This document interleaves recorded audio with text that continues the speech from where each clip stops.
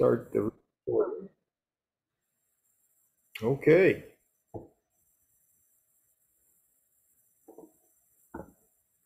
We're not hearing your voice. We see all the video, Paul. Good evening, ladies and gentlemen. This evening, we welcome you to the Book of Mormon Perspectives Forum. We have the blessing tonight of the presentation by James Lucas and Jonathan Neville on their new book on restoring translation to the restoration in the Europe by means of the Urim and Thummim.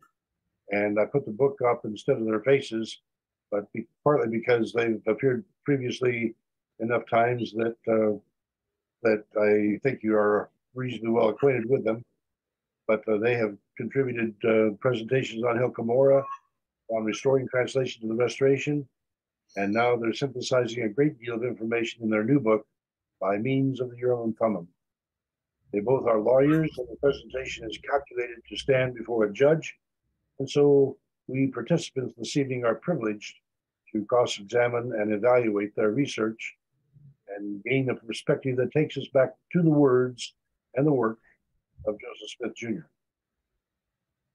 We want to let you know that Brother Lucas is anticipating another presentation on working towards Zion.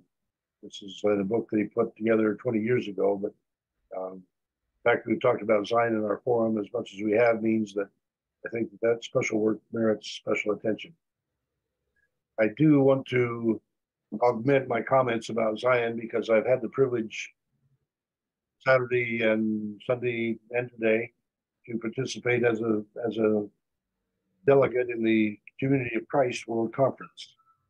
And I want to call that to your attention in particular because I think particularly LDS people will appreciate that we have spent 2 days trying to figure out our Community of Christ bylaws. And that's fundamentally because in our theocratic democracy still has a tendency to prevail.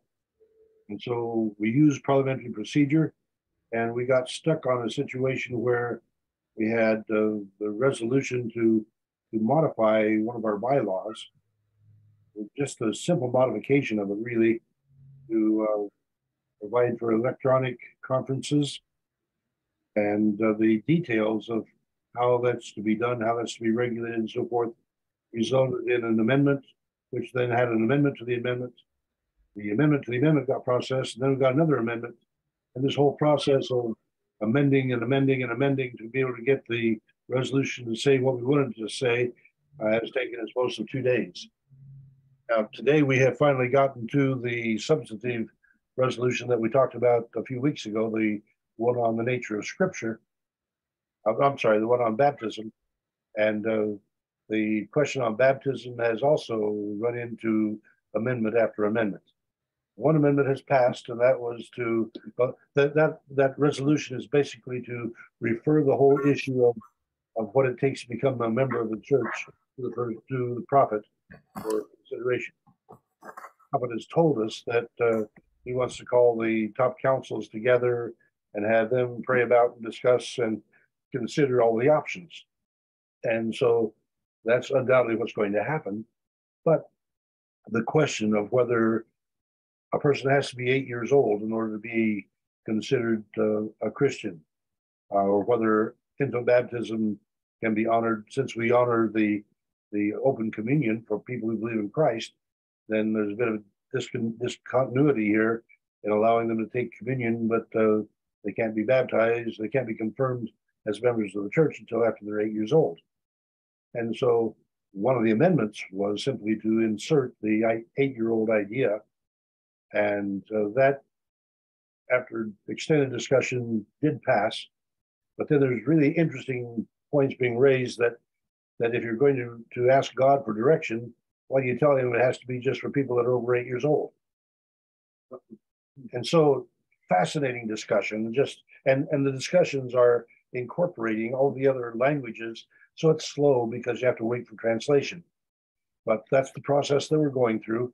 And at this stage, we're only about 1 day behind in terms of being able to accomplish the goals that were set up in terms of all before the conference. So unless we learn to expedite more effectively, we will not get through everything. And we have a resolution on that matter that's been in dispute about whether we want the first presidency to go ahead and take action on those resolutions or not. And so maybe that will become the final resolution we deal with. But the ones we've talked about previously, I'll give you the update on next Monday, because that's the one we're scheduled for the review. So much for this conference, but it has been a beautiful experience. Last night, the Africans were singing and dancing, and a little girl that was about 2 years old was in the row behind me, and she came and cuddled with me, and it was just such a beautiful experience to be treated like a grandpa by a little African girl that needed a grandpa. So there's so much of that kind of beautiful interaction that I want to share that with you. There's a marvelous, loving atmosphere throughout, even though we disagree and disagree intensely with each other. It's a little bit like this forum in which people can present differing views, disagree about them, but do so amicably, and it's been a beautiful taste of Zion, and I hope that feels that way for you. All right. Have we gotten James Lucas on yet? I don't have Deb there to check, so. I believe so. Well, I'm here, and Jonathan will be coming on if he isn't on yet. Yeah, I'm on. I'm here. All right, we have our presenters, so let us pray. God, whose power so far exceeds our grasp and our patience to understand, we pause to give you thanks for the marvelous mysteries we encounter when we see the works of your hand, to hear the prayers of all of us, each of us to know the intent of our mind and heart, and answer gently every one of us, now 8 billion individuals in humankind, to continue creating galaxies greater than our own Milky Way, with varied stars and black holes, creating bouquets beyond our night and day, to provide life adapted to every niche on Earth, and to assure us that each individual, each of us, has eternal worth.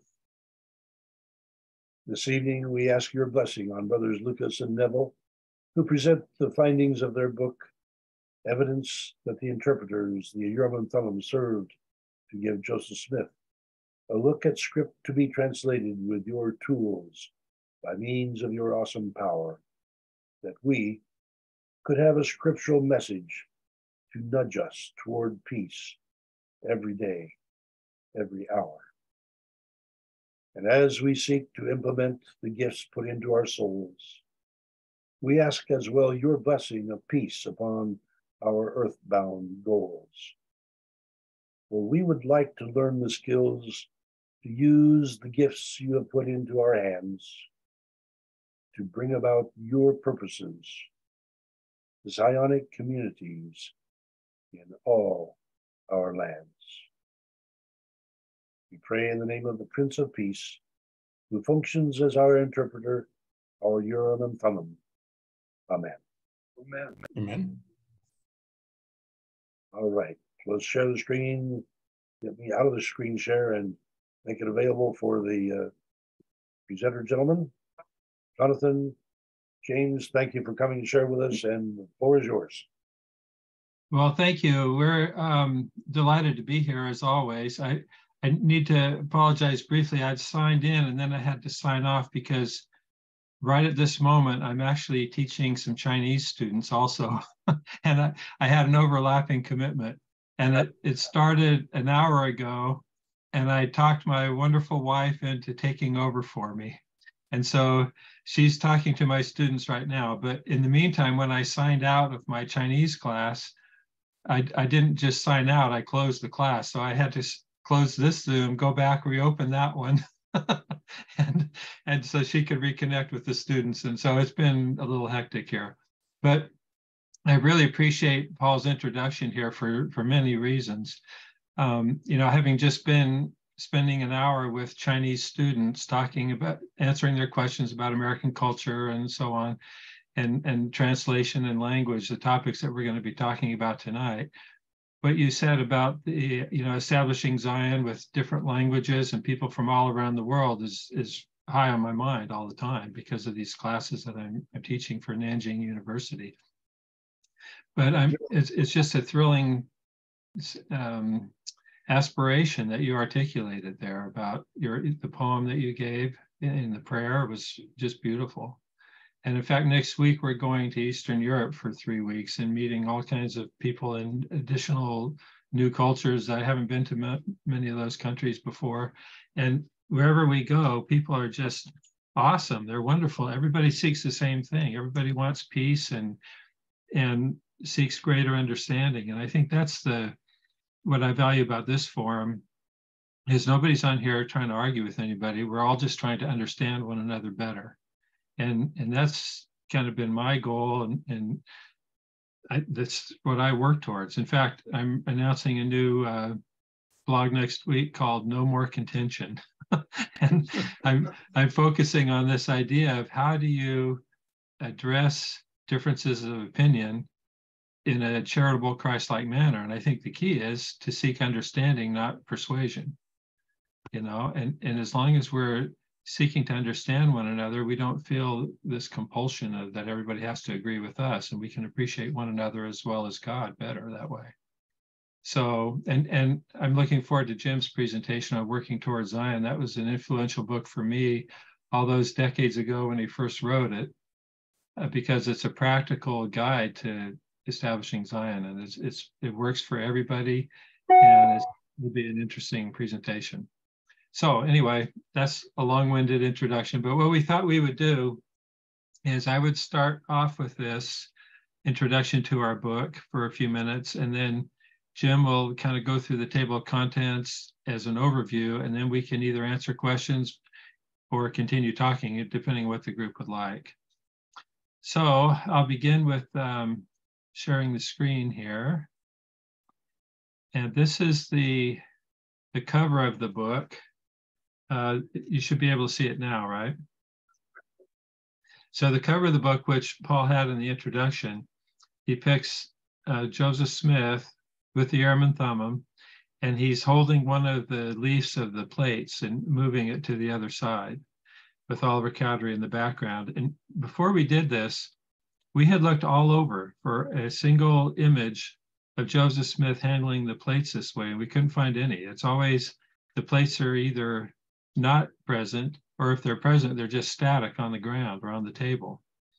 And we wanted to show his interaction with the plates. And that's why we depicted it this way. We had an artist in Africa actually created this piece for us for the cover. But the title here is Restoring, or the subtitle of the book is Restoring Translation to the Restoration. And the two questions are, did Joseph Smith translate the Book of Mormon? And if so, how? So to introduce us to this, I'll just cover the first couple slides here. And this is an assertion that we make, which is that the divine authenticity of the Book of Mormon includes its origin and setting. And Joseph Smith and Oliver Cowdery left us clear and specific and unambiguous declarations about both of these topics. Tonight, we're not going to talk about the setting. We've done that before, but we do want to talk about the origin of the Book of Mormon. And here's an example from Oliver Cowdery. We're all familiar with this, but I'll read it in case people are just listening. He said, day after day, I continued uninterrupted to write from his mouth as he translated with the Urim and Thummim, or as the Nephites would have said, interpreters, the history or record called the Book of Mormon. That was Oliver Cowdery. And then in the Elders' Journal, I'm sure we're all familiar with this, but there were a series of questions that Joseph answered. And one of them was, the fourth question was, how and where did you obtain the Book of Mormon? And he gave a phenomenally straightforward answer, which I'll read here. He said, Moroni, the person who deposited the plates from whence the Book of Mormon was translated, in a hill in Manchester, Ontario County, New York, being dead and raised again therefrom, appeared unto me and told me where they were and gave me directions how to obtain them. I obtained them and the Urim and Thummim with them, by the means of which I translated the plates, and thus came the Book of Mormon. That one sentence spells it out as basically as clear as words can be. And yet there's still people who question some of these things. And then in the scripture in the LDS section 10, it says, "Ye shall translate the engravings which are on the plates of Nephi down even until you come to the reign of King Benjamin, or until you come to that which you have translated, which you have retained." So twice here, the Lord was acknowledging that Joseph had already translated some of it, and he was supposed to translate the engravings on the plates of Nephi. Okay, but then there's this other theory of the origin of the Book of Mormon from the stone and the hat, and these are just some graphics that depict it. This became kind of an infamous episode in the South Park TV show where it showed Joseph Smith putting the seer stone in the hat, and then the words would appear in English and he would read them to Martin Harris in this case. And when that came out, that was about almost 20 years ago now. When it first came out, people were kind of shocked or upset, or most people I know, including me, thought it was just quote unquote anti-Mormon propaganda, right? But since then, it's become a more widely adopted idea that Joseph Smith just read the words that appeared on the stone, to the point that here's an artist that depicted the plates on the table with Joseph and Oliver and him looking in the hat. There's no historical account of this particular painting, but it's an inference that the artist made. So in our view, the loss of translation as the origin of the Book of Mormon has led to confusion about the origin of the Book of Mormon and its divine authenticity as an ancient record. Instead of "you must study it out in your mind," we've kind of changed that verse to say "you must read the words out loud off a stone." And so we went back and, well, let me just mention, Paul's had me talk about my other two books before about the translation, but the third one here that we highlighted in orange here is the one we're talking about tonight, because my co-author Jim Lucas has done a fantastic job in some new research, to the point where even Richard Bushman has given us an endorsement and says that everyone needs to consider the findings in this book because there's a lot of new material. It turns out that it was 10 years ago to this month, a decade ago, that the CES letter was first produced. I don't know how many of you are familiar with the CES letter. I don't want to delve into it, but Jeremy Runnels wrote a series of questions that he had that he couldn't get answers for about church history. And one of the things that he does is list a bunch of criticisms of the Book of Mormon, but they're all based on his assumption that Joseph Smith didn't really translate the plates, that instead he got the words from the stone and the hat. And with that assumption, here's his list of errors. Things like some of the King James errors from the 1769 or another edition of the Bible were preserved in the Book of Mormon. The 17th century italics that we see in the King James Version to supplement the original text also appear in Joseph's translation. There's various mistranslations, the DNA problem, the anachronisms, archaeology, the view of the Hebrews, if you're familiar with that complaint, that there's passages in the Book of Mormon that seem to resemble or come from the view of the Hebrews, as well as the late war and the first book of Napoleon. All of these objections that people have, the reason they have credibility for some people is they assume Joseph didn't translate the plates. But the simple answer is that any evidence of composition on Joseph's part is also evidence of translation. And the reason for that is any translator can only use the language and the concepts that they have in order to render the ancient text in their modern language. So all these, whenever people say, well, here's evidence that Joseph composed the text, I look at that and say, well, that's just evidence that he translated it like he said. And as an example of that, I like to show this. This is a painting by Pieter Bruegel, the elder, who was a Dutch artist, and he was depicting the crucifixion from the Bible, but he painted it as if it took place in Holland. And we won't take the time to go through art history, but you can see the horses and in the background, the city that he lived near, and the clothing that the people are wearing. All these things were his local environment. but he was depicting something that happened in the Bible 1,500 years earlier. And the reason is, this wasn't only this artist, but most of these European artists who presented biblical events painted them in their own environment. Rembrandt is another example. There's many others. And that's because they could read the Bible. None of them could travel to Israel. There were no videos available to watch or even photographs. There were a few artists that went there to depict what it looked like at the time, but they didn't have any records of what it looked like anciently. So they put all the biblical stories in their own environment. And that's what Joseph Smith would have done had he translated the Book of Mormon. And that's what we think he did do. And that's why there's evidence of the involvement of Jonathan Edwards, which we've discussed before in this forum, as well as the King James Bible, as well as other references or materials in Joseph's environment, such as the late war or even the newspapers.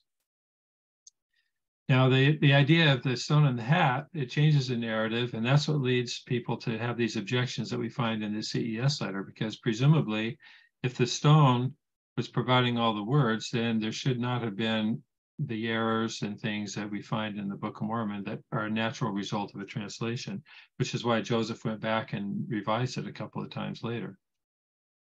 So, as we've talked about a little bit before, at a young age, Joseph became a religious seeker. In our view, the Lord was preparing Joseph Smith from a young age for his future role as a translator.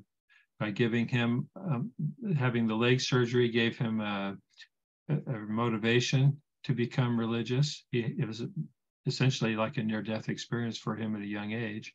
And he had the opportunity and really no alternative but to read Christian writings that prepared him for his role.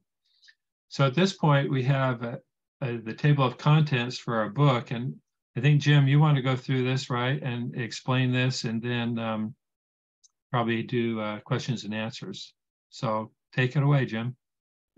Okay, so I hope this is not too boring for folks, but we have basically presented several times various pieces of this project on this forum, both Jonathan and I. And so rather than kind of go over things that we've already discussed before, we thought that it'd be interesting to basically for you all to see how they've all been put together. And some of the points we'll go through here we've discussed before, others not. But basically, we're just going to run through the table of contents here and just give you a brief description of the scope of the book.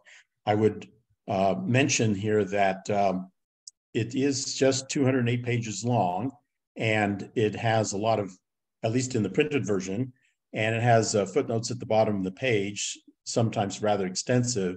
So it's actually not a long book from a point of view of, just sitting down and reading through it. But we've tried to pack a lot of argument and a lot of material into it. So just to give a quick overview here. So the first, the preface is called Losing the Urim and Thummim. And basically, besides doing a quick survey of the book, which, is common in academic prefaces, we point out that at least in the LDS scholarly community, the Urim and Thummim has practically disappeared. And we cite a number of the very most recent works by the very most, active working LDS scholars who either dismiss the narrative of the plates and interpreters narrative that we just reviewed as far as the origin goes, and one book, which is a survey of material, books that have been written on the Book of Mormon, sort of intended to be a general survey, doesn't even have an entry in the index for Urim and Thummim. Simply makes no mention of it. So this is so our argument is that we've at least over on our side, we've lost the Urim and Thummim. So chapter 1 is just sort of an overview of where we're at, and so we kind of broke this down into 3 basic descriptions of how the Book of Mormon came to be. We refer to these as translation, composition, and transcription. So the translation narrative is the traditional Oliver Cowdery and Joseph Smith narrative that they had the plates, they worked from the plates using the Urim and Thumim to make a translation. The composition narrative, of course, every Book of Mormon believer is familiar with that, because it's the argument that it was there were no plates, there were no interpreters. It just Joseph Smith made it up, in earlier times there was an argument that he sourced it from someplace else. In the 1800s, it was the Spalding manuscript. In more recent years, people often would bring up things like View of the Hebrews and so forth, but basically it's that it was an invention of Joseph Smith's. And then we have the transcription, and Sith, S-I-T-H, stands for stone in the hat, and that's this narrative that Jonathan was referring to, where the idea is that there was no use of the interpreters, there was no use of the plates. Rather, it came to Joseph Smith either appearing on his seer stone, or else it was channeled through him mentally in some way, although apparently it only worked if he put his seer stone and stuck his face in a hat. So that is at least in the LDS scholarly community, this is the prevailing narrative now. So D is, so we survey the sort of each of the three. Then D, an odd configuration of sides, is basically making the point that because many faithful scholars who assert that the Book of Mormon is the Word of God have adopted the stone in the hat narrative, you have a curious situation where they're now on the side of traditional critics of the Book of Mormon, because of course, amongst people who don't believe that there ever were plates or interpreters, the composition narrative is the obvious narrative that those folks are going to adhere to. And now we have many Book of Mormon believing scholars siding with them. But there's another odd configuration of sides that happens also that we point out, which is that, of course, a traditional apologetic argument for the Book of Mormon is that Joseph Smith was too dumb to write the Book of Mormon. He was uneducated. He was had limited background and so forth. So the Book of Mormon, which is this very complex and elaborate production, was simply beyond somebody like Joseph Smith. And what's odd about this is that the people who advocate composition take the opposite point of view. They say, well, no, look, Joseph Smith was actually quite a bright fellow. He may not have had much formal education, but he was self-educated, and he was, exposed to lots of, in his environment, to lots of preaching and Christianity, and he knew the Bible and so forth. So you get this odd situation where people who believe that Joseph Smith was a prophet take the position that he was not very bright, or if he was bright, he was extremely ill-educated. And those who claim that he was a fraud take the position that he was actually quite a bright fellow and was quite well-educated. So we find that to be an odd configuration of sides. Anyway, we conclude by just going over how we're going to analyze these conflicting views. One is to look at the language of the Book of Mormon, and the other is to look at the people who are the source of the testimony. And we kind of do a little bit of lawyering there and talk about how you evaluate testimony and proof and evidence. Next chapter, and so then the next three chapters, we go through each of the approaches. So we start with the transcription and Sith narrative approach, which are the current prevailing scholarly views, at least in our community. So we talk about the origins of the, again, give a fuller description of the arguments that the Book of Mormon came from Joseph looking at a seer stone in his hat rather than using the plates and the interpreters. And then we go through the most prominent or credible evidence for that argument. The first of these, of course, is the last testimony of Sister Emma, which was a document, which was an interview presented in the form of an interview with Emma by Joseph III, which was published in 1879, about 8 months after Emma's death.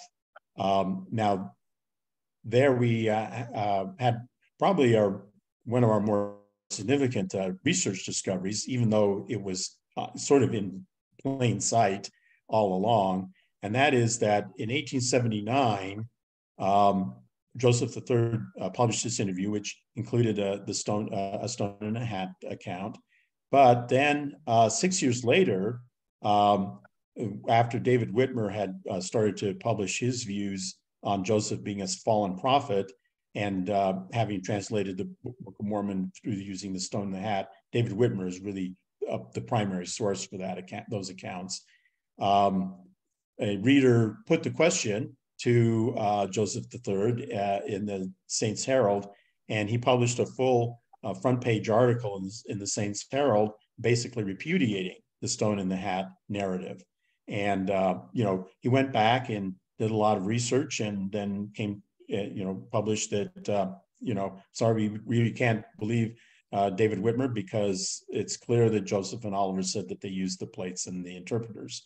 And so that was, but that of course is a document that's not cited very much in the literature, but we talk about it extensively, and we discuss why it is that we believe that Joseph III published the stone in the hat narrative in 1879 in the interview with Emma. We suggest that he was really focused at that time on refuting the Spalding theory, and that he also, was his sources of information were William McClellan and David Whitmer, who were in favor of the stone in the hat. He really hadn't had a chance at that point to go back and do his own research. And so it seemed like a useful and logical argument to make. And so we suggest that after he went and did his research, then he switched over to advocating for the plates and interpreters argument. But nobody cites that. Let's see. The next thing is, of course, there's a Martin Harris's came to Utah in 1870 after living in Kirtland. He lived in Kirtland most of the time after he left the church. Edward Stevenson was a LDS missionary, a fairly early convert. He joined the church in Michigan in 1834, I believe, as a relatively young man. He was quite a personable fellow, and managed to persuade Martin Harris to move to Utah. He arranged to fund Martin Harris's trip to Utah on the then brand new Transcontinental Railroad. And while he was in Utah, Martin gave his testimony to many people. There's an extensive record of that. And but most importantly, in 1881, which is 6 years after Martin died, Stevenson wrote an article in which he recounted an incident which you all may have heard of, where when he was scribing for Joseph Smith, he had switched out a river rock that he had found for Joseph's seerstone.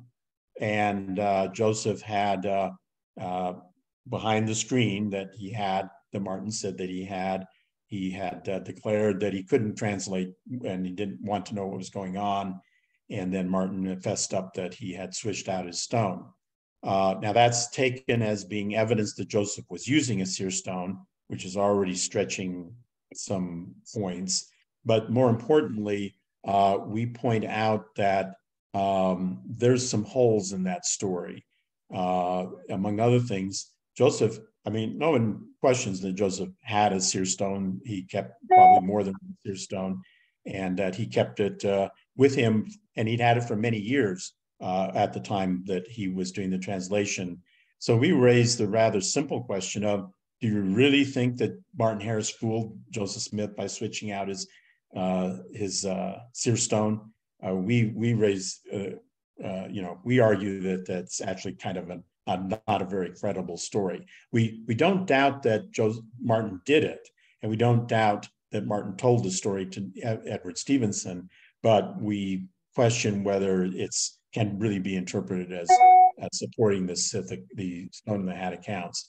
And we go on to point out that of dozens of testimonies that Martin gave about being a scribe of the Book of Mormon and being one of the three witnesses, in none of them does he either mention the stone swapping account, and in all of them, he says, oh, it was done using the Urim and Thummim. So, and then Stevenson himself, in all of his writings, always said, oh, no, the Book of Mormon is translated using the Urim and Thummim. So, you know, we think this is a source that's been blown out of proportion. So basically, that brings us to David Whitmer, who absolutely did advocate for the Stone in the Hat account. But we question whether David Whitmer is a reliable source. He was not in Harmony, where three-quarters of the Book of Mormon is translated. He was really not involved in the translation in Fayette, although he was around the house when Oscar and Joseph were there translating the plates of Nephi. He was never a scribe. His only time that he would have seen the Urim and Thummim or the plates was when he had his angelic manifestation as a three witness. And we do a kind of a deep dive into David Whitmer and suggest that his Stone in the Hat advocacy was a piece of his advocacy of his argument that Joseph was a fallen prophet, and that his testimony needs to be looked at in that context. So basically, you have the three primary sources for the Stone in the Hat. We call them all into question. Not to say that they don't exist, but to say that they don't really, we don't find them to be reliable compared to firsthand, primary, eyewitness, written, contemporary testimony from Joseph Smith and Oliver Cowdery that it was the Urim and Thummim that was used. So then we deal with a couple of other questions. There have been some efforts to kind of obfuscate the issue by saying that the term Urim and Thummim was also to apply to the seer stone. And we point out that that was not really the case for the primary witnesses. And then we propose, because we're not saying that the Stone in the Hat accounts are completely invented, they are real accounts. So we suggest a couple of explanations for the Stone in the Hat accounts. One is that Zenas Gurley, who was an apostle of the then RLDS church and had in the 1870s and 1880s undertaken a major investigation of everything having to do with the origins of the Book of Mormon. He published a report, and he concluded that Joseph showed the seer stone to put off the curiosity of his followers. And that, so we conclude that Joseph used the seer stone as sometimes in a hat, probably, as a kind of a demonstration of how the translation process was doing. And then we also suggest what we call the pop-out hypothesis, which is that the Urim and Thummim could be used for things besides translation. They were a means for receiving revelations.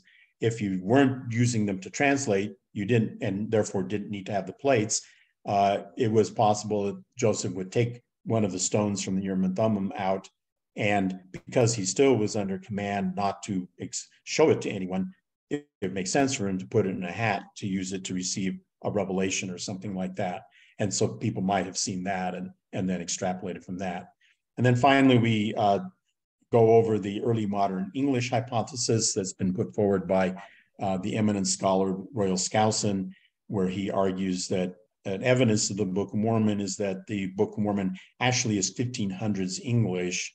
And we point out, again, just briefly surveying how, in fact, all that kind of English was available to Joseph Smith in his environment. So let's jump on to the next chapter. I will go quicker here. So anyway, now there is another kind of explanation, which we kind of lump together with the transcription explanations, but that kind of, it flips to the opposite extreme. These are accounts that say, no, yes, Joseph was not using the plates, he was not using the interpreters, but he was also not reading word for word a translation that he was receiving. Instead, he was, we call it shamanist because he was being like a shaman. He was getting revelations and visions and so forth, and was kind of freestyling it. So these are some explanations that have been put forth by some scholars because the Book of Mormon does reflect Joseph Smith's linguistic environment. So anyway, we discussed. Then there's of course the neutral ground. The problem with the neutral ground is that the witnesses that are the basis of the Searstone accounts don't allow for their middle ground. They say, like David Whitmer was absolutely adamant that after the lost manuscript episode, the Urim and Thummim were taken away from Joseph Smith, and he never had them ever again. So there's the effort to find a mushy middle is just not allowed by the sources themselves. Applying neutral scholarly criteria, we make the argument that, obviously there are people who think that Joseph Smith was a liar. So, is there some neutral ground other than simply declaring your faith one way or the other? Either you believe Joseph Smith or you don't, to analyze this. And we suggest that the fact that Joseph and Oliver were contemporary firsthand witnesses, and all of the other witnesses that are used for the Stone in the Hat account, the accounts are late, they're secondhand, many of them are posthumous, would be the basis for questioning, whether those accounts are really reliable.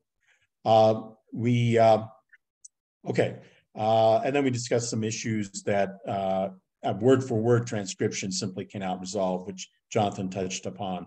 The fact that the language comes out of Joseph's environment, use of King James English and so forth.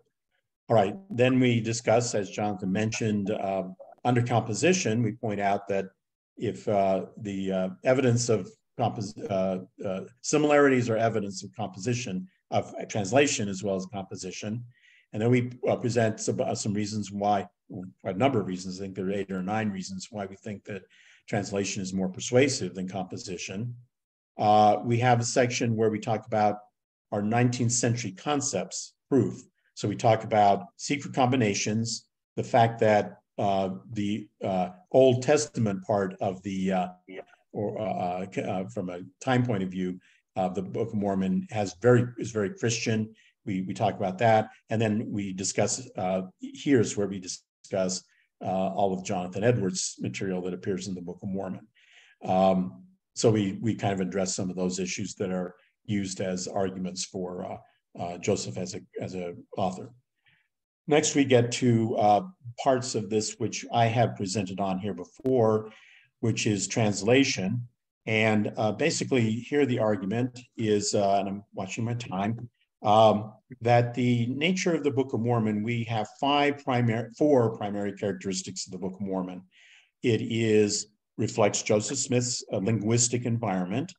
It is, however, has a substrata of Hebrew and ancient language forms and poetic expressions and so forth. It has a very complex structure. And the 4th characteristic is that it does draw extensively on the King James version of the Bible. So we say, okay, so that's what we have to explain. If you're going to say, how did we get the Book of Mormon? We believe you have to account for all 4 of those characteristics of the text. We next introduce the issue of scripture translation, and we draw there again. In my presentation, I've introduced us to the Reverend Dr. Eugene Nida, who was the executive director of the American Bible Society for almost 50 years and was responsible for overseeing hundreds of Bible translations in his career, an eminent figure in the field of translation studies in general. And so we talked about some of his theories about how to translate scripture. and then decided, we're going to apply them now to the Book of Mormon. The basic idea being that there's a translation is a continuum. You go from a very literalistic translation down to a translation which is very loose, very free, and focused on how things are in the target language rather than the source language. And then we have two sections here that are some of the things that we've talked about previously. We talked about our argument that the Urim and Thummim should be thought of in terms of technology, and that today the analogy that is far more appropriate to understand the Urim and Thummim is a smartphone rather than a folk magic seer stone. And then we have conclude with a fairly long section where we take on the apologetic paradigm of Joseph Smith as being too dumb to write the Book of Mormon, or at least too ill-educated to source the Book of Mormon. And we show evidence, we discuss a lot of evidence that show that Joseph Smith was quite a bright young man, as Jonathan was explaining, that he became a religious seeker at a very young age. He was very intent on learning about religion. He studied his Bible intensely, and therefore we believe that that was part of his preparation to become a translator of Holy Scripture, and that he was in fact well prepared to be a translator of Holy Scripture. And we go back through Reverend Nida's kind of criteria for a good Scripture translator and point out how Joseph matched those criteria. My favorite is that Reverend Nida said that the worst Bible translators are theologians. He said, if that's the worst training to be a Bible translator, is divinity school. He said, so, which gives an interesting perspective on Joseph Smith's lack of formal education. Actually, we argue that actually facilitated his being a good translator of Scripture, at least as far as Reverend Nida's opinion was concerned. Okay, let's jump on to the next one. And so then I have presented on this before, our explanation, our theory then, drawing on all this of how the Book of Mormon is translated, how the interpreters would give Joseph a literalistic translation so that he would have a sense of what the original Nephite said, and and then the interpretation he was then study out in his mind, as the Scripture says in Doctrine and Covenants, section 9. It's verses 8 and 9 in the LDS version, and it's verse 3 in the Community of Christ version. So that was where Joseph was then figuring out how to say it in contemporary, English that was contemporary to his audience. And so we say, the interpretation was this double process whereby Joseph got a relatively literalistic translation from the Urim and Thummim, and then he rethought how to restate it all in contemporary language. So that would explain both how Hebraic, grammatical, and poetic forms would flow through into the text, because that's what he was getting from the Urim and Thummim, and also why it was that the Book of Mormon sounds like 1820s English, because of course that's what Joseph had in his head available to him as the material to use to do his translation. So we argue at the end here that this in fact can account for all four primary characteristics of the Book of Mormon. It accounts for why it sounds like 1820s English. It accounts for why it has these Hebraic and grammatical and structures that underlie the 1820s English. It accounts for why Joseph was able to keep track of this incredibly convoluted narrative, because he was working directly from the plates. And it accounts for why the King James Version, he was so reliant on it. We go back here to Reverend Nida, and one of Reverend Nida's principles of translation was that if you're translating the Bible into a language into which the Bible has already been translated. In other words, you're doing a new, improved translation rather than translating for the first time. You should try, he said, to track the existing scriptural tradition of the people as much as possible while staying true to your text. And this was one of his principles, and that, of course, would apply perfectly to the King James Bible in 1820s America. That would be why Joseph, had to hew so closely to the King James Bible where it overlapped with the Book of Mormon text, because it would not have been accepted by his contemporaries if he had not done that. So finally, we have a chapter of why does this matter? And we present a number of reasons, which we've touched on briefly here before. We argue that privileging the Sith account undermines Joseph's credibility, because he and Oliver repeatedly said it was translation was done using the Urim and Thumim, never made any mention of use of a seer stone. We, against the sort of shamanist explanations, we point out that the Book of Mormon is just so much huger than any other revelation that Joseph presented. It's you can accept that he got a 3 or 4 page revelation through just direct inspiration, but to say that he had a 550 page revelation and the incredible detail that the Book of Mormon is in, we think is just not realistic. And we point it's materially different from other revelations because it is so tied to these physical objects, the plates and the interpreters. The physical reality of the Book of Mormon, of its source material, that this is a real ancient record that was translated using a real ancient translation device, the Urim and Thummim. That kind of, it makes the Book of Mormon real, and we feel that the reality of the Book of Mormon is central to its mission and to its fulfilling its mission, which is a mission of all Christians, which is that the world should come to accept Christ as its Savior. So I think I will end there, and Jonathan and I can go on for hours talking about things in this book. Maybe I'll pass it back to Paul to see if you would like us to say more, or if you want to move on to questions and answers. Well, Monty's got his hand raised here. Oh, already have a comment. Paul, are you going to say that the dev role? Well, I was just going to say that I have very little knowledge of what it takes to do the research. When it comes to theology and Bible translation and Bible history, I'm as dumb as rocks. But I did have the life-changing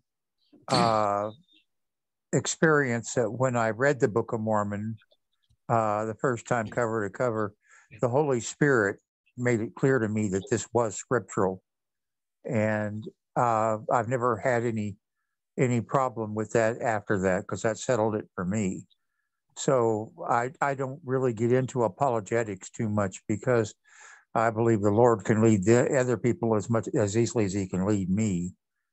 And I try to stay out of his way. As for the translation devices, it doesn't matter to me whether it was the Urim and Thummim or the stone in the hat or a tricorder. The Lord had a means of providing Joseph with a way of translating. As simple as that. I've never been able to figure out what an Urim looks like. Fortunately, I was already born with 2 Thummims, but other than that, I just don't know what's going on. Well, if you like, you just look at the cover of our book. We devoted a lot of effort to figuring out how to portray the Urim and Thummim that Joseph is holding there. So, okay. Well, let me just say that Monty, we 100% agree with you, because there's a whole range of levels of faith and belief. For some people, they accept the Book of Mormon the way it is. Other people, like Brigham Young, took 2 years of study before he accepted it. And there's, I would say, anywhere from immediate to 2 years is a pretty realistic range for people. We have a guy in our town here who studied for about 7 or 8 years before he joined. And so what we try to do is provide sort of a context or a framework that makes sense to us, that many people will find unimportant or not even necessary or relevant. Other people have already found it very relevant and interesting. So, but we appreciate that the purpose of the Book of Mormon, as Paul reminded us, and always does every week, is to bring people to Christ. And that's our objective as well. But Christ reaches out to people in all different countries, all different levels of interest, and different ways, as Moroni said, and the different gifts of the Spirit in the last chapter of Moroni. And so we totally agree with what Monty expressed. Many people feel that same way, and we feel that way too. But on the other hand, we also felt like there's some impediments to having faith in the Book of Mormon and the message of Christ, which we try to address, as I pointed out at the beginning with the CES letter. So that's just my 2 cents worth on that. Well, thank you. Let me invite people to go to the reactions at the bottom of your screen, and you can raise your hand and be recognized that way. And I'll try to do Deb's job and keep people in line for that. I commonly claim the first question, and Monty's already got a good comment in there, but he only preempted my comment, which is that I have found this to be a delightful book. I'm really pleased with it because it synthesizes so much of what we've seen from Brother Lucas and Brother Neville in the past. And because you've been so good to come back to the forum again, and just simply reading this has been a pleasure. There is a point where the archaeologist gets excited, and that's when you're talking about substrata. And so I'd like for you, if you would, do me the favor of identifying 2 or 3 of the substrata. I think you referred to them as ancient linguistic artifacts. Right. And just some examples of those I think would be useful for the audience, for the participants, and it might be good to open up the whole forum to provide access for people to see each other.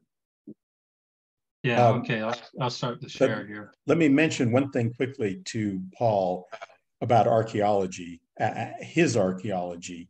One of our discoveries, which Jonathan and I just made really in the last few weeks, was we were looking at we were using the 1840 title page of the Book of Mormon, which is, I believe, what you were doing your excavating at the Mansion House or the printing house where you think the 1840 Book of Mormon was set. And we noticed, to our shock, that right in the middle of the title page of the 1840s edition is a legend that says, "Carefully revised by the translator." And so this goes to the point that the Book of Mormon text could not have been dictated, word for word, because Joseph Smith continued to work on it, revise it, improve it, and so forth, which is what a translator would do. But we just simply had not previously noticed that it actually said that on the front page, title page of the 1840 edition. So if as you're digging for your type, Paul, if you could be on the lookout for the type that would set the words "carefully revised by the translator," we would really, really appreciate it. So to answer your question, actually, Jonathan, do you have some things to say? And I'll go grab the book. Well, I'm not exactly sure where you were going, so okay. If you need to go grab the book, go ahead. I'm going to go grab the book. Okay, I can mention a couple things, and I guess one aspect of this I think that Jim will be talking about is the Hebrew poetic structure. The parallelisms, the chiasms, and that type of thing. And that's been argued on both sides as well. But in our view, it is evidence of an ancient manuscript that Joseph wouldn't have composed. Now that said, of course, as those who read my book on Jonathan Edwards know that Jonathan Edwards was very familiar and wrote a lot about Hebrew parallelism and structures as well. So it wasn't something that people in Joseph's time were unaware of. Of course, Edwards lived 100 years before Joseph Smith. So this has been something that people have known for a long time, but knowing about it and actually composing it are two different things. And that's where I think the evidence in the Book of Mormon of this poetic Hebrew structure is some of the substrata that you're referring to, I think, Paul. So I'm going to hold up a book here called Preserved in Translation, and it's by a fellow named Don Perry, who actually Jonathan knows. And this is Don Perry is a professor of Hebrew at BYU. And this is sort of, it's a summary book, but he, in his book, lists 30. I'm going to, you're not going to be able to see this, but I'm just going to try to get by my camera. Oh, there we go. Kind of, you can sort of see the table of contents a little bit there. He lists 30 different forms of Hebraic structures that are in the Book of Mormon. And this book was published just in 2019, I think. So this is very recent research. So you have, the famous one is the chiasmus, the inverted parallelism that Jonathan mentioned. But other things in here that he mentions are the use of antithetical parallelism, coordinating parallelism, extended parallelism, number parallelism, the use of word pairs, the use of refrains and of resumptive repetition, the way that the book uses, the original manuscript uses the and, which is a Hebraic structure rather than a English structure. Simile curses, which is kind of a fun one, and so forth. So I won't go into detail, but we reference this in the book. And so these are some of the structures.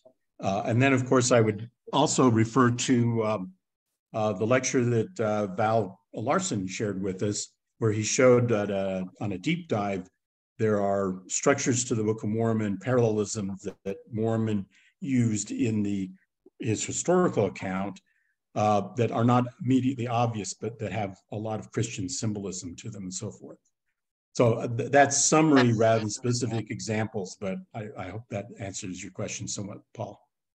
Thank you. It does, but it gives me a chance to highlight that if any of you want to come dig with us on that 1840 times the seasons, I Dig Nauvoo is our webpage, and we're looking for volunteers from the 15th of May to the 16th of June. And it'll probably go a week beyond that because I have at least one student that's indicated she wants to stay. But the idea of being able to get your hands on some of those pieces of type that were used back in 1840, it's fairly open. Ron Smith, you're patiently waiting. Let's let you jump in there. Well, I wanted to just thank you guys. I found this incredibly refreshing. In 1960 was the first appearance of the Stone in the Hat in the RLDS literature. And at the time that appeared in the Herald, my father, Delbert Smith, wrote a rebuttal of 14 pages where he showed basically that if you separate the primary witnesses from the secondary witnesses and you take the time frames into account, that the primary witnesses are 100% consistent and the secondary witnesses, he showed some reasons why they might not be as reliable. And I haven't read it for some time. That's been 63 years ago, but I mean, I've read it more since 63 years ago. But the fact that there were things that had refutations such as Joseph Smith III's refutation. You know what he published Emma's testimony, and then later on, studied it out. Anyway, so anyway, in the intervening 63 years, I have seen almost zero. I don't know that I've seen anything on the RLDS side that was even close to this. So I appreciate it tremendously. Thank you very much. Well, thank you. And if you have a chance, either through Paul or could you send us a citation to your father's article? I muted myself. Sure, I'd be delighted to do that.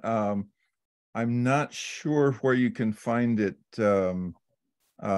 printed these days, but I do have an electronic copy, slightly edited, that I put up, and it's somewhere, and I'll try and get you that. And I just happened to see one, a print copy. If you'd like me to send you a print copy, I might be able to find one to send. So, well, the electronic would be good to start. Yeah. Okay. Great. Thank you. Well, thank you. Good. Thank you, Ron. And Jay Grover, welcome to see you back again. Yeah, just had a couple comments. I kind of have a little different take, and James mentioned it, that probably, well, it's in your book, but it's basically that the stone that was in the hat was one of the interpreters.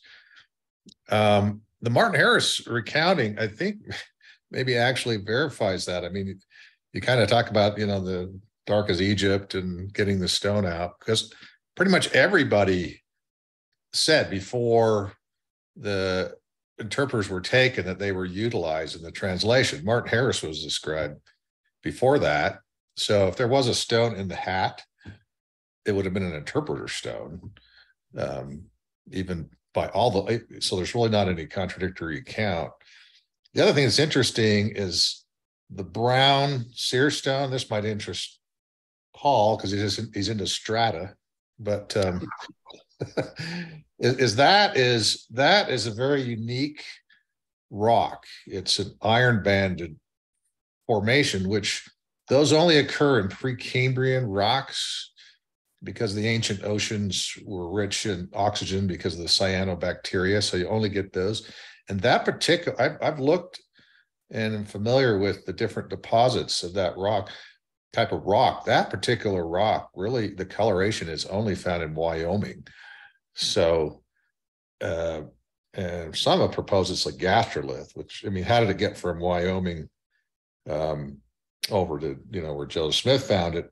Because the glacier till was pushed off from the north, from the Canadian Shield. But some propose it because it has the shape of a gastrolith, which is one of the rocks in dinosaurs' crops, that would grind up what they'd eat. So what I'm saying is, I don't think Martin could have gone out in the stream and found a rock that looked like that. I mean, I think that's why Joseph Smith kept it, because it was so unique. He dug down, digging the well. And so I guess what I'm saying is, I think it's pretty clear it wasn't the brown seer stone in the rock, that he was trying to find a similar rock to change out. So, I mean, in a weird way, I think that is as a primary witness, he maybe actually is at least confirming that the stone may be in the hat. And I agree with you that everybody always says, well, so he could block the light out and all that, but it may have just been he used the hat because he was told, nobody else was supposed to see him. And it was convenient just to put it in the hat because he had to sit across from Oliver. And how's he going to hide the interpreters? I mean, your picture has Oliver seeing the interpreters on the cover of your book, but I don't know that Oliver was allowed to or not at that point in time. Anyway, and then I noticed you didn't really talk about Gazelem. That seems to be the other push that people have on the seer stone, the brown seer stone, is that it's the Gazelem that's being talked about in the Book of Mormon, but I think that's one of the names of one of the interpreter stones, to be honest with you. So anyway, Well, yeah. Yeah. Well, that's very possible. But about Gazelem, though, is the actual specific references to Gazelem.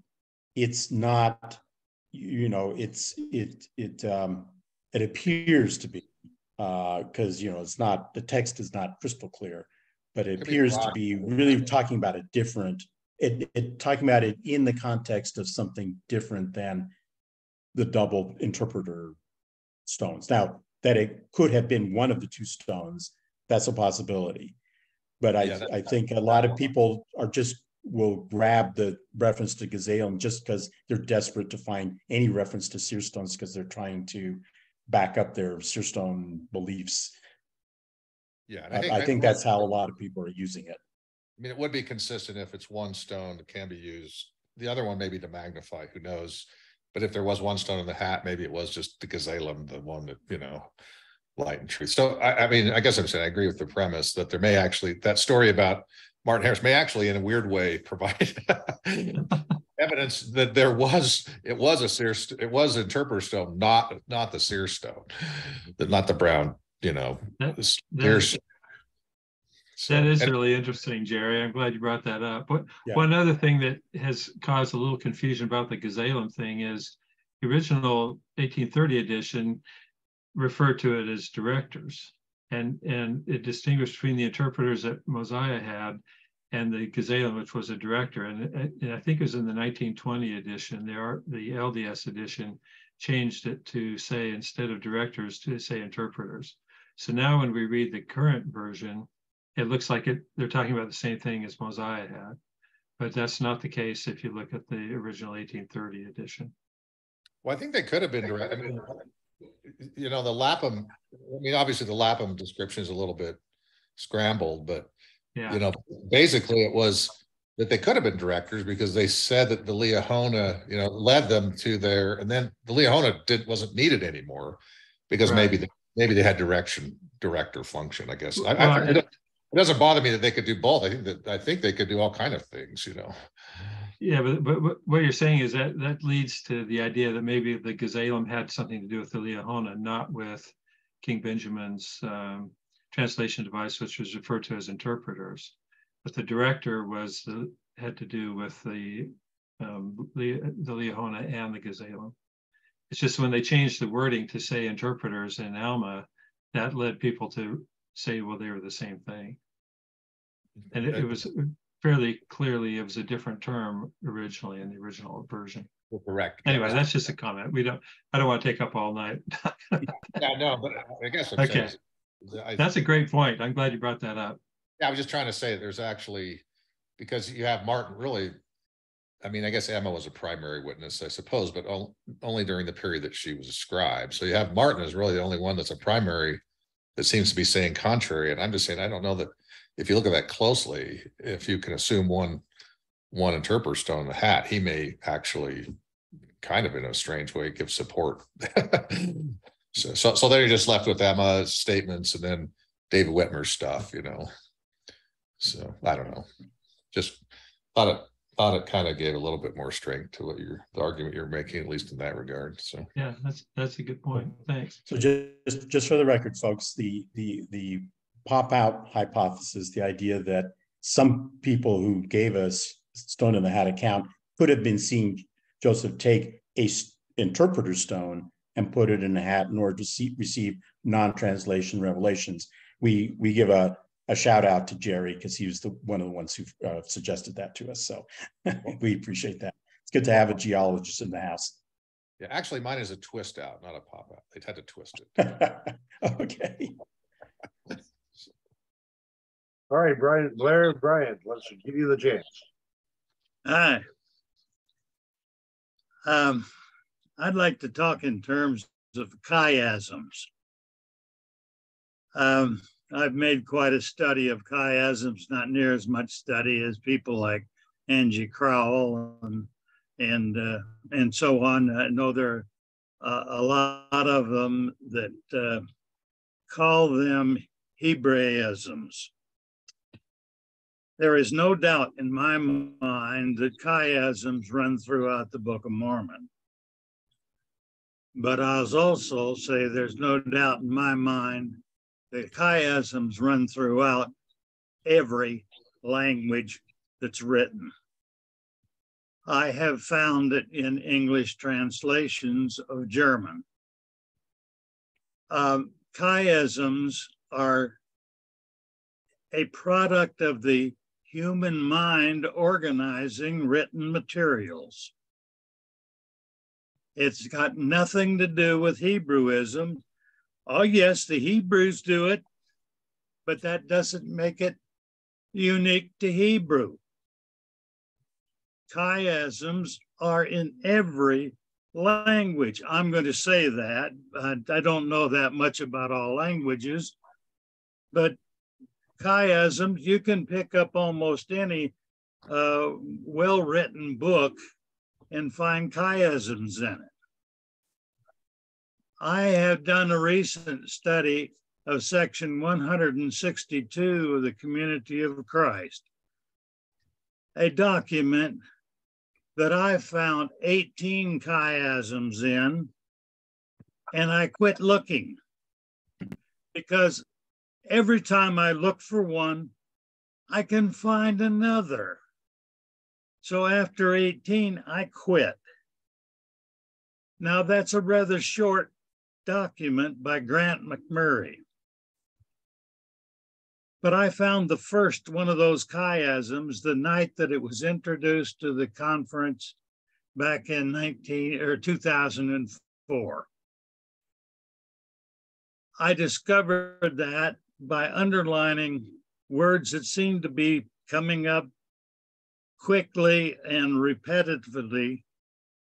So when I did that and I come up with a chiasm and it focuses on a particular phrase, I could find other chiasms that started with the same beginning and ending and ended up with another phrase. A total of 18 of them. Chiasms are all around us in well-written materials. They should not be considered Hebraisms or unique to Hebrew, in my opinion. And I know that goes against the framework of a whole lot of people. Yes, they're in Hebrew, but they're not unique to Hebrew. Thank you. No, and thank you, because I mean, I think the technical term for them is inverted parallelism. And you are quite correct that it's a very common literary device. That's why I brought out the Don Perry's book here, because he gets chiasms out of way in the first part of his book, and then proceeds to focus on a lot of other much more unique and specific Hebraisms that are in the Book of Mormon that have nothing to do with chiasmus. Because you're quite right. It's a common literary form. And I think didn't Jonathan Edwards identify it in the Bible? I have no idea whether Jonathan Edwards did. Well, I'm asking the Jonathan Edwards expert. Well, he wrote extensively about all these parallelisms, and he incorporated it in his writing. As Blair said, it's a common way to organize material, just so that people can understand it even. And but we're not conscious of doing it. Yeah. But we organize it, but we're not conscious of doing that organization. Yeah. Grant McMurray didn't know he was writing in chiasms. Section 76 deals with the three glories. It's chiastic in structure.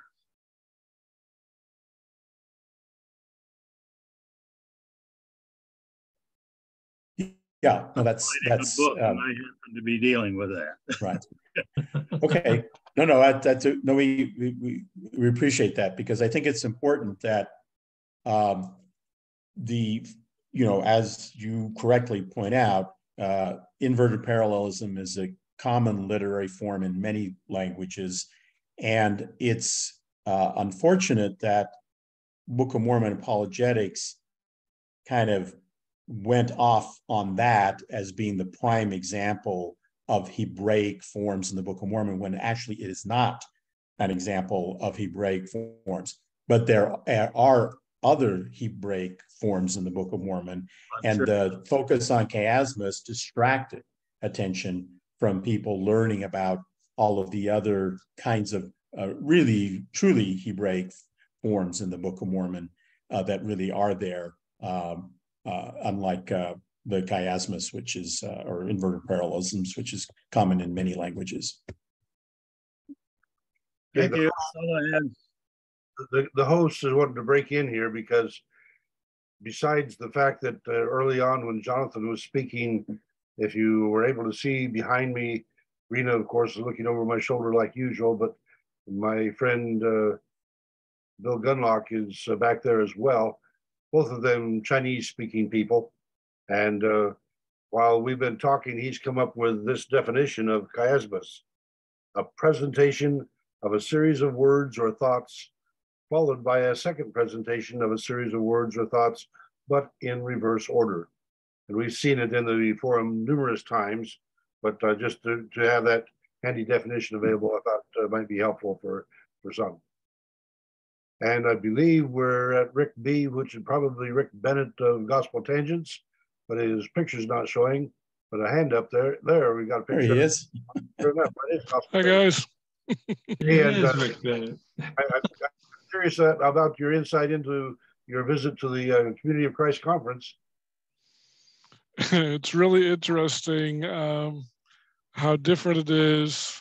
The music is so different. I love the African music, the Polynesian music, the Mexican music. It's not the Mormon Tabernacle Choir, that's for sure. So. And any comments about John Hamer's presentation at the John Whitmer's meeting?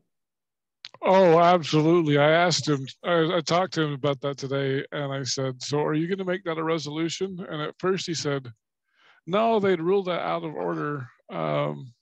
Well, if we change the bylaws, maybe I could. So, yeah, he, just for those of you who weren't there, he did mention this on my podcast interview a while back, but he proposes that we offer like a 6-year term for the new president and make it more democratic and that sort of a thing. So it's kind of interesting, very interesting idea. So.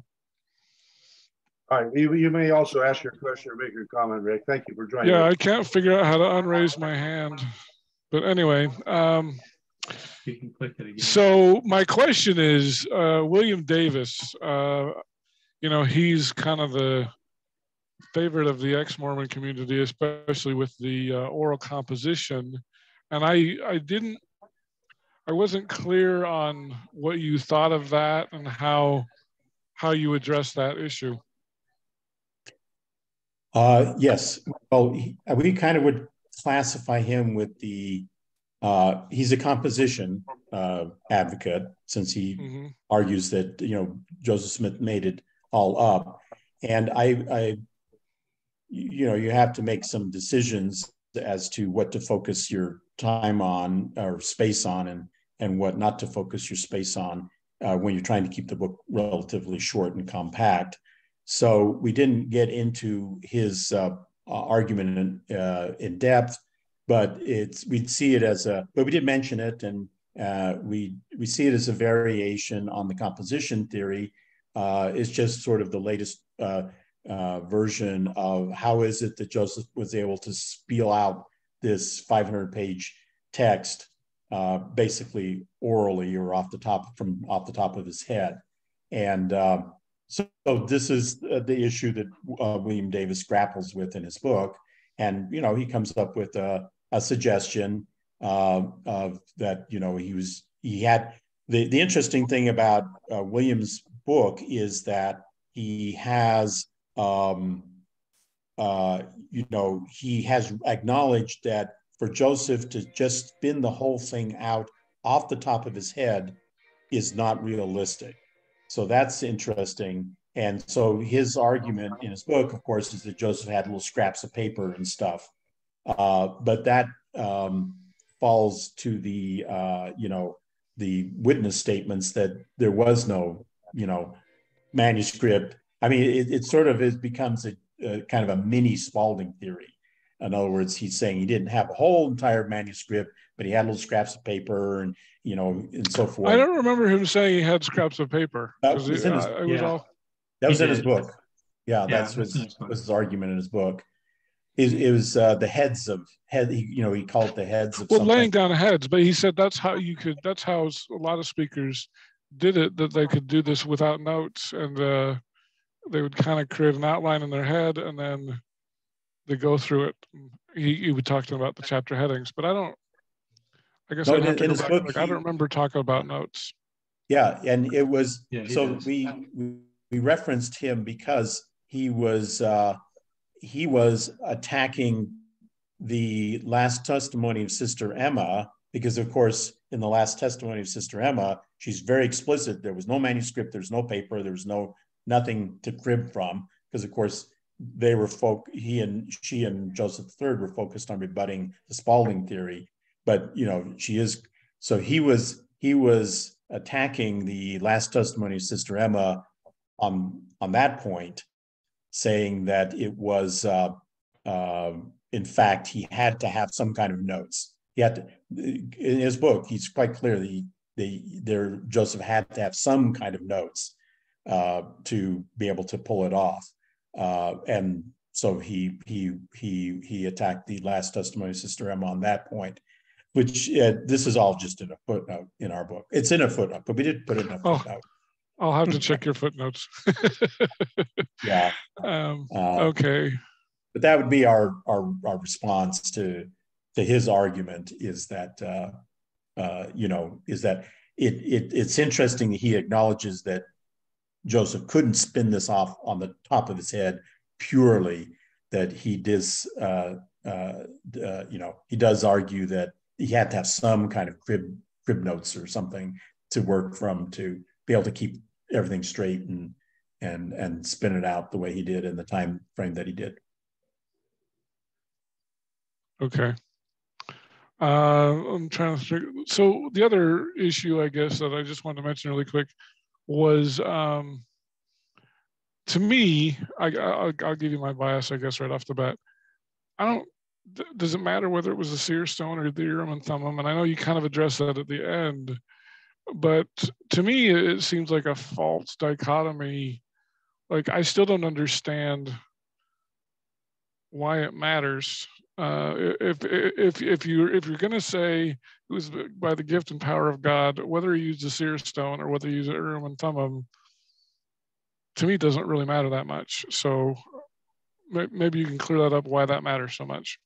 Well, I mean, there's a number of reasons which are in the last chapter, but I would say the sort of headline reason would be, I mean, did Joseph Smith tell the truth or not? I mean, this is sort of the point that Monty was making earlier, and we lied about polygamy, so I don't really care. Okay, well, this is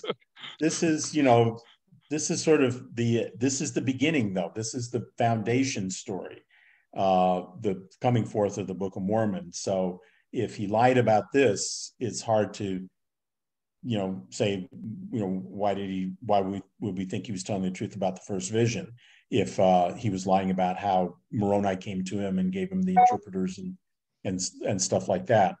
So so in other words, we appreciate and we kind of share the view that you and Monty expressed, that it's the spiritual witness is what's important, and it really doesn't matter the mechanics necessarily, and for many people it doesn't matter, and that's fine, that's good, that's probably the preferable way. But as Jonathan pointed out, there's a lot of people for whom it does matter, and it matters in part because Joseph and Oliver were just adamantly insisted again and again and again that it was the Urim and Thummim that they used working from the plates. So in other words, it's not a neutral thing. It's not like Urim and Thummim, seer stone, no difference. It is a difference because of the historical record. Because as Ron pointed out from his father's research, you have your two primary witnesses who were also the first and second presidents of the church, who were also the only witnesses to the restoration of the priesthood, who were also the only, witnesses to a lot of other revelations and so forth.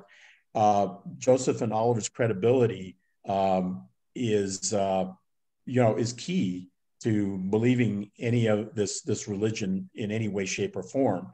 And to say that they were not telling the truth when they said it was Urim and Thummim, it was Urim and Thummim, it was Urim and Thummim, and making no mention of seerstone is it's a false equation. In other words, I don't think the historical record allows you to just make that equation like it doesn't make any difference, because it clearly did make a difference to Joseph and Oliver, because they repeatedly left testimonies that it was Urim and Thummim and the plates, and made no mention of a seerstone in a hat. Those accounts all come much later from secondhand witnesses. So let me just say one thing too, Jim. And we quoted this in the book when Orson Pratt talked about the Urim and Thummim, and he said that God is a good mechanic because the Urim and Thummim was not a natural object. It was something created by God. And I think that's an important distinction too, because we have this ordinary rock. Well, maybe according to Jerry, it's not ordinary, but it's a well-known rock from, let's say, Wyoming, but it's a natural object we can all see. Orson Pratt made the point that the Urim and Thummim was not a natural object. It was specifically prepared for this purpose. I use the phrase, it was imbued with intelligence somehow. Like our smartphones have intelligence in them because they're programmed, and somehow the Urim and Thummim, also being not a natural object, had some degree of intelligence comparable to that. So I think that's an important distinction too, because if it was just an ordinary rock, then you get back to the William Davis thing, that it was more of a vision type of thing.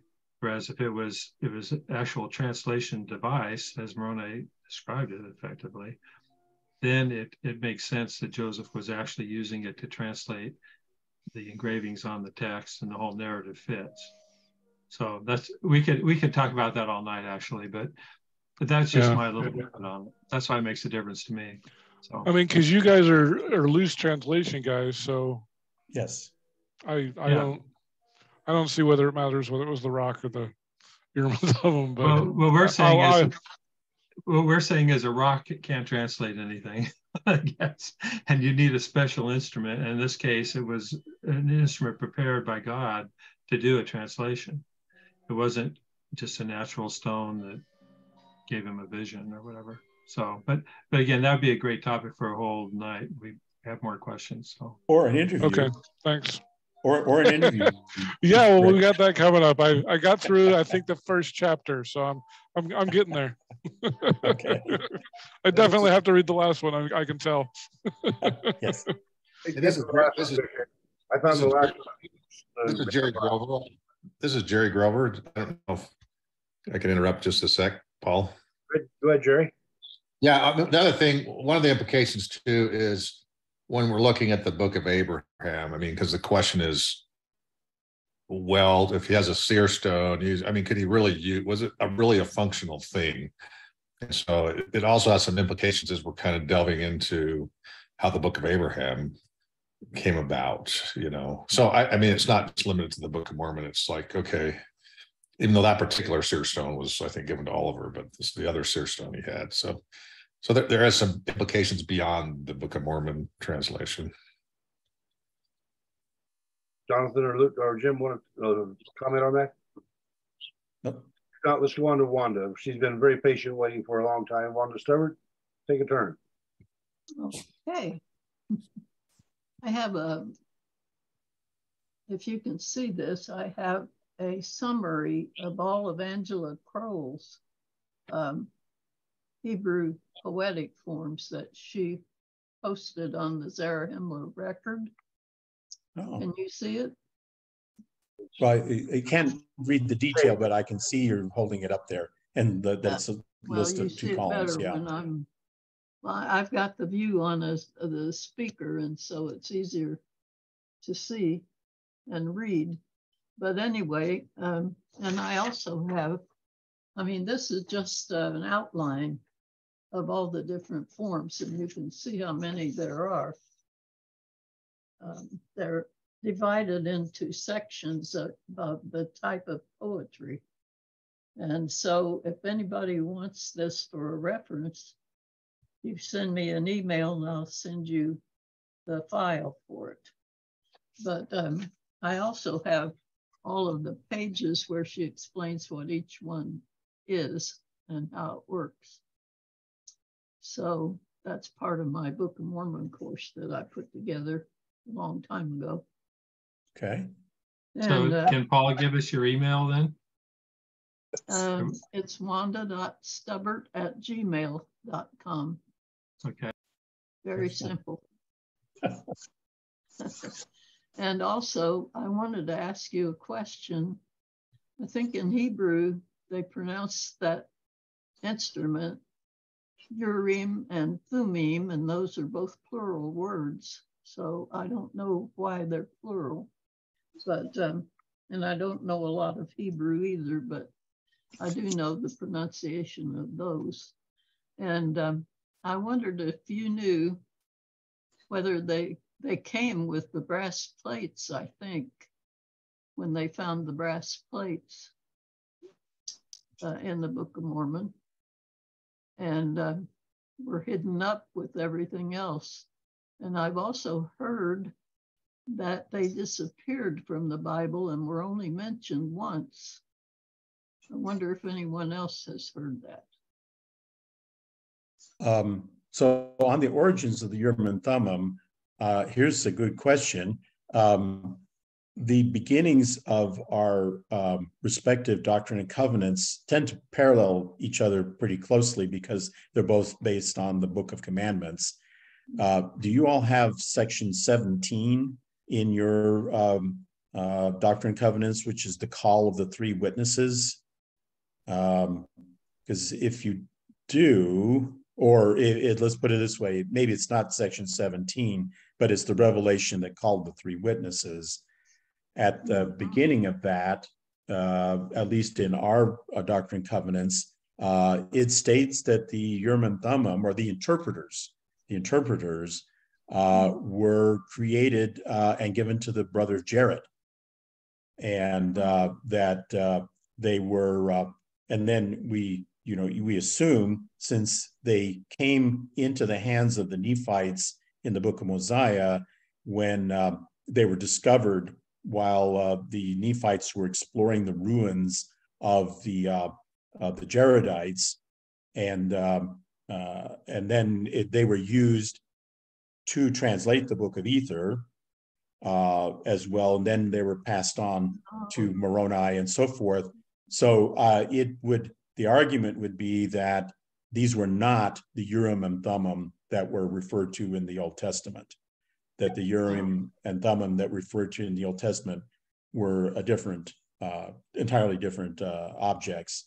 These, what we call the Urim and Thummim, are American. They were created in America, and they are American holy objects that have been passed down to prophets in the Americas since the time of the Jaredites. So that would be the at least if on the basis of those sources, that would be the history of the objects that we're talking about, which were the interpreters that were in the stone box and went on to Joseph Smith for him to use. And that the term Urim and Thummim was probably, I mean, Jonathan and I go back and forth on this because it could have been used by Moroni, but it's not clear that it was necessarily, and it doesn't really appear until 1832 that it's used. And so there's a little bit of unclarity in the historical record about that, where that term first appears in the Restoration tradition. But this section, the revelation that I was referring to, states that they were originally created for the brother of Jared and passed down to the Jaredites and the Book of Mormon peoples, and have an amazing history, because that would mean that they are thousands of years older than the gold plates even. That brings me to a supposition and a curiosity question. I wonder if other nations have something similar to that when they need to translate their story. That's a very interesting possibility. Yeah. Okay, that's all I had. And thank you for your presentation. Oh, thank you. And we will be interested in seeing your chart. Yes. Thank you, Wanda. And Brother Lucas, I believe section 17 is also section 17 in the Community of Christ Doctrine. No, it isn't. It's section 15. It is 15? All right. Thank you. I raised my hand. Oh, all right. It's section 15, but it says that it was given to the brother of Jared on the mountain, which would have been where he got the 16 stones touched before they left the old world. Right. That's our text is the same. My recollection was about the three witnesses being referenced in 17, and so thank you, Blair, for making that reference. We have a 17 too, but that isn't it. Well, 17 does talk about the okay. So, okay. There was. All right, I think we're back to Monty. He makes that sound so good. Back to Monty. But I think we're shooting ourselves in the foot here. When the Lord gives somebody a job, like he did Joseph Smith, and they respond and do everything in their power to do the job, he always provides them with the tools to get the job done, whether they're spiritual or physical tools, they're provided. And we get so hung up on the stuff that they gave Joseph Smith to be able to complete the task that we make the whole task hinge on the validity of those objects and what they were. God could have used anything and endued it with the ability to work with Joseph to translate the documents. I mean, I really believe that. I mean, I wouldn't know what an Urim and a Thummim if I saw it, but the stone in the hat, I mean, sure, I'd have a stone in a hat, but the only word I'd get out of the whole thing would be Stetson. But I'm just saying that Joseph was the one who was given the job. He was given the tools, and it's as simple as that, and we get all hung up on the whys, wherefores, and how in the world did he do it? He did it with the power of God. There may have been some objects there that the Lord put there to try to obfuscate this thing for the people around Joseph so they wouldn't get in the middle of stuff and muddy up the waters. But the tools aren't as important as the man that God chose to do it, because the man responded to the Lord's commandment to do a particular work. And I think that was the most important part of the whole thing. Yeah, no, we don't disagree on that point. But we hope that you found our information useful or interesting, at least. I think your information was fascinating. Don't get me wrong. I'm not telling you you're wasting your time. I'm just saying that people are kind of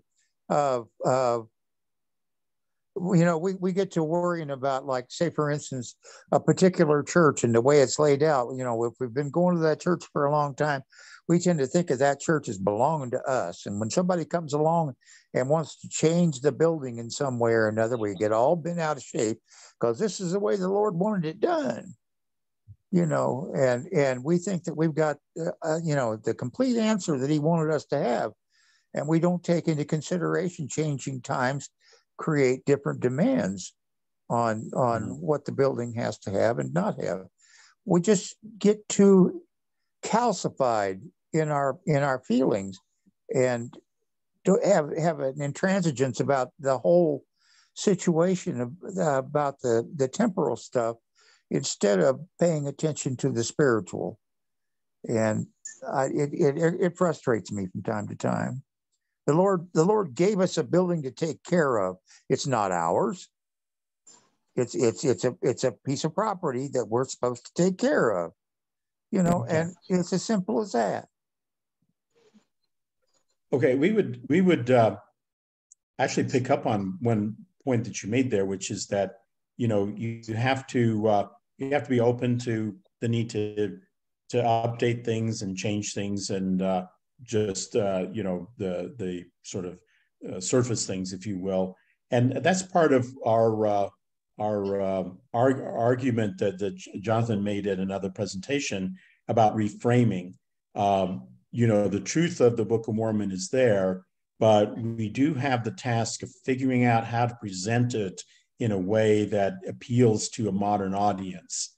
And so, one of our arguments is that why our little book here is important or could be important or useful to people is that by reframing the Book of Mormon, the coming forth of the Book of Mormon in terms of technology, and by arguing that Joseph Smith was a nerd, we hope that it may become more accessible to some people in our modern tech-obsessed world. So that's one of our hopes for this book, and kind of picking up on one of your points there. Paul, are you calling on people? Bill wants to say something, and so I'll yield to him. Okay. Pick up. My understanding of Revelation is that the holy, the God, higher power enhances what we already have. That stone or the interpreters or whatever it is, it's only a means of helping Joseph discipline himself to keep his attention or focus on what is being said. But he has to, of course, God is touching his mind as to what is to be said. But he has to use his own background, his own understanding to write the words in the Book of Mormon. God and human work together. I cannot believe that God put words in the hat or put words in the Urim and Thumim or whatever.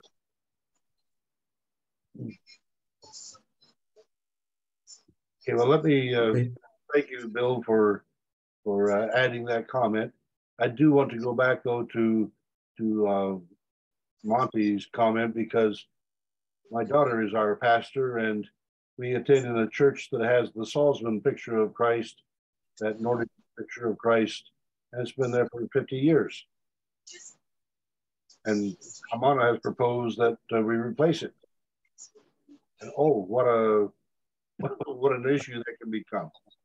So it's just very interesting how we get stuck in our traditions, and what we perceive in our traditions we become enslaved to. And so somehow, if we're going to make it to a Zionic condition, we've got to be able to get beyond where we have been and be able to move toward where God wants us to be. The question I really raised my hand for, since I get to be host, I get to double up here. The question I raised my hand for was back to our presenters. on the secret combinations. You mentioned the secret combinations as a significant theme in the Book of Mormon, and yet it appears that by Nauvoo time, the Mormon movement had begun to embrace secret combinations. Why do you think that was? What happened to the belief in the Book of Mormon by 10 years, 15 years after its publication? It seemed to be ignored so much. Well, okay, excellent question. How did the Masons become Masons, essentially? Yeah. Okay. The argument that we make in the book is that the Book of Mormon was never anti-Masonic. That if you look back at what Mormon actually wrote, I mean, he used the term secret combinations, and that was a term in use in Joseph Smith's time, but it had a rather broad application. In other words, yes, the anti-Masons called the Masons a secret combination, but that was used to identify Roman Catholics. It was, my favorite example was that Alexander Hamilton used it to describe political parties. So it was a term of more broad use. It was people who were agnostics, Enlightenment agnostics. They were described as being a secret combination, although a lot of them were Masons, but in a different context. So the term was used more broadly in Joseph Smith's time than just to refer to the Masons. And so if you look at the Book of Mormon, what Mormon is really talking about are basically, conspiracies, of powerful men to get control of the society, and to bring about havoc in the society and so forth. So in our chapter, in that subchapter, we begin with a quote from a Roman senator from the 1st century BC, who's complaining about, groups of men taking control in the late Roman Republic. And the terminology that he uses, his name is Sallust, he was a famous Roman historian, it sounds just like the way Mormon was talking. And so we argue that what Mormon was referring to rather was a much larger aspect of society, where you will have people of power and money and influence get together and try to control things and run things, and that Mormon was talking about a much broader phenomena than what people in the 1820s accused the Masons of. So we would argue that the Book of Mormon was not, although the language that Joseph used, he picked up out of the anti-Masonic movement, it's true, but we would argue that this would be an instance where translation explains the issue. Joseph was using anti-Masonic terminology because that's the terminology he had available to him, but what he was using it to translate was a much broader description of social disorder and dysfunction that Mormon was talking about, and therefore that the fact that they all then became Masons was actually not such a contradiction.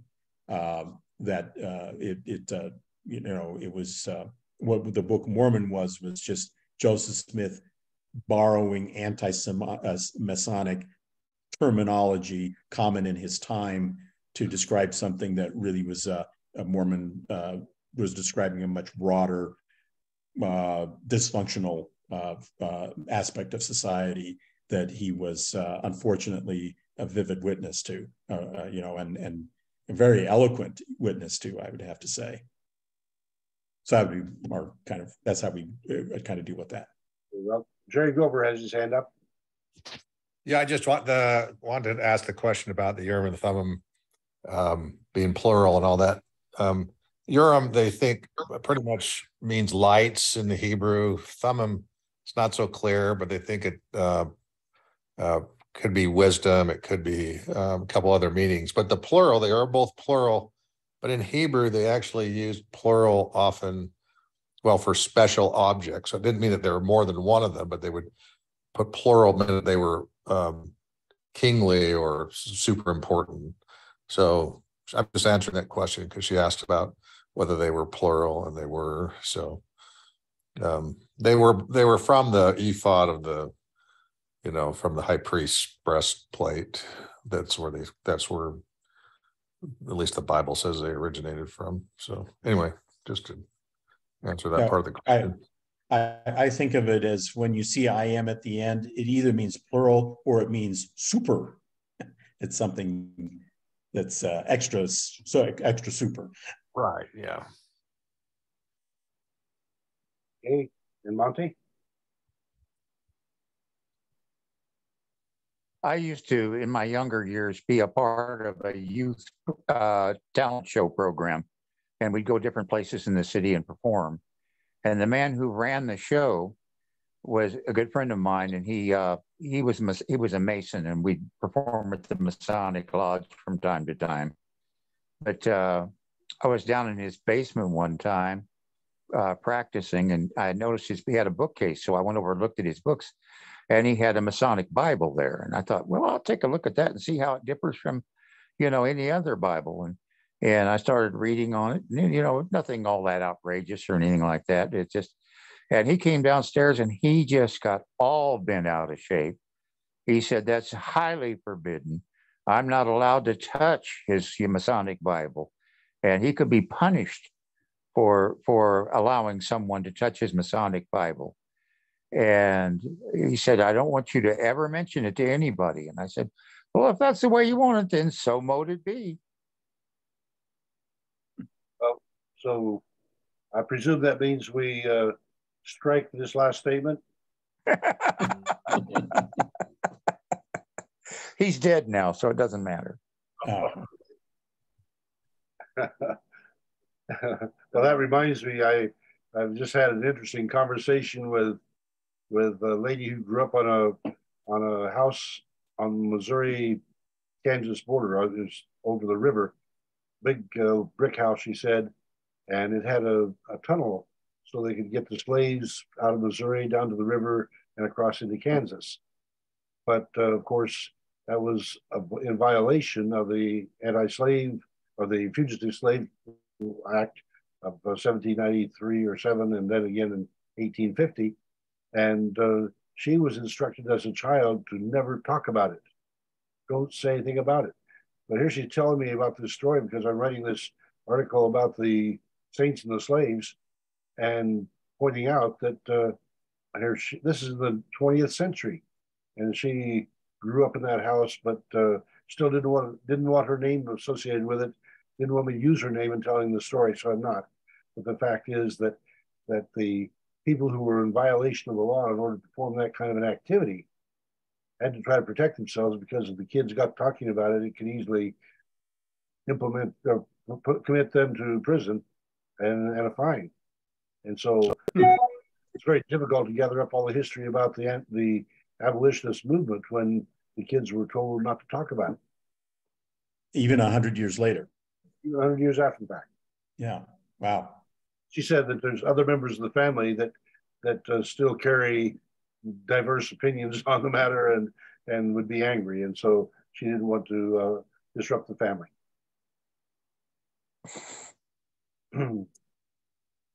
All right. I don't see any other hands up, and it is 10 o'clock. And so I think I'll sing. And if you want to oh, wait a minute, there's people here that haven't had a chance to get a hand up yet. So let me pause, because not every day that we have Bruce Van Orden with us. And if I can at least give him a wave, he did. Good enough. I think I'm going to put me to bed. Well, let me sing good night to you. Good night, the Lord is watching o'er you. Good night, his blessings go before you. Good night, and we'll be praying for you. So good night, May God bless you. I think it was better with Rena. Yeah. It still was very nice. It still was very Yes, nice. it was. Thank you, Bill.